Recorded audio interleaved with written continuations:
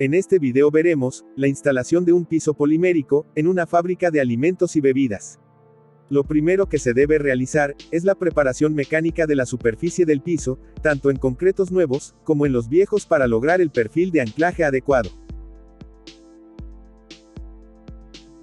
En los concretos nuevos se hace con la finalidad de retirar la lechada residual del fraguado, ya que esta lechada no tiene la resistencia mecánica necesaria para soportar el sistema de pisos. En concretos viejos, se efectúa la preparación mecánica, para retirar la suciedad o contaminación presente en la superficie, además de la generación correcta del perfil de anclaje.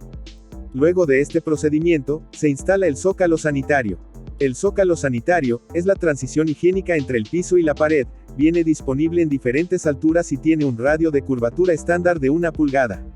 A continuación, la cuadrilla instaladora realiza la mezcla técnica de los componentes del piso, hasta obtener la consistencia ideal. Este sistema es un mortero de poliuretano líquido, denso y resinoso, de 4 componentes, autoimprimante, autonivelante y de característica texturizada. El material se transfiere a una caja regadora, la cual es básicamente una tolva en la que se define un espesor y se distribuye el material de una manera uniforme. En los puntos difíciles de llegar, se aplica manualmente, con una llana dentada.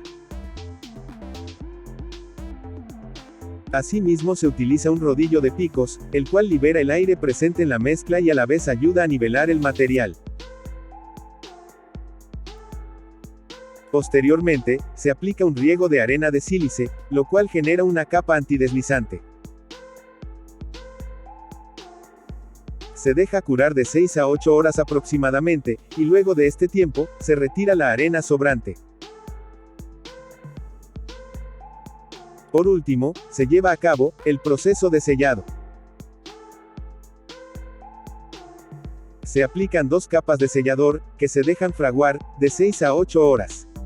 El resultado es un piso de alto rendimiento, extremadamente duro, resistente a los impactos, a los ataques químicos, a la abrasión, a ciclos y choques térmicos, cuya superficie impide el almacenamiento y la proliferación de bacterias, es antideslizante, de fácil mantenimiento, y disponible en múltiples colores y texturas.